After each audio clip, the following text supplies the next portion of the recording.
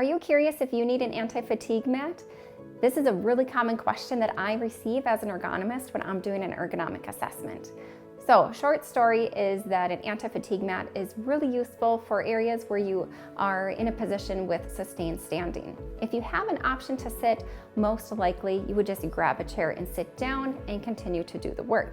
If you don't have an option to sit, then you would use your anti-fatigue mat to reduce some of the discomfort from standing, especially on hard surfaces. One of the areas where anti-fatigue mats are most helpful is in a kitchen or cooking area. So this would be at work in a professional kitchen or at home. So having an anti-fatigue mat in an area where you're standing, such as doing dishes or maybe in front of some prep areas, would be a really good spot for an anti-fatigue mat. Another good spot where an anti-fatigue mat would be most beneficial is at a retailer service area.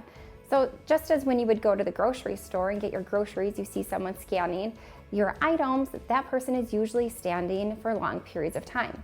So for people who are working in retail, standing on an anti-fatigue mat is really great. If you do have the option to sit down at this area, again, that would be most beneficial. But remember not to put a chair on top of an anti-fatigue mat. So you should either have a chair or an anti-fatigue mat, but again, don't put one on top of the other. Another great location for anti-fatigue mats is manufacturing and assembly. So with these positions, sometimes people do not have the opportunity to walk and move about throughout their workday, and most of the times they're maybe doing the same task within each hour.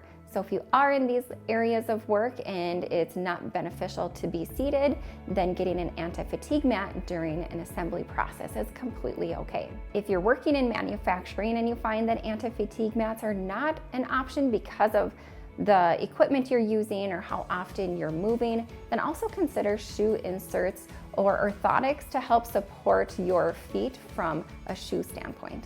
Workshops and garages are also great spaces for an anti-fatigue mat, especially in front of a toolbox or a workbench. In front of these areas are common places where one would be standing.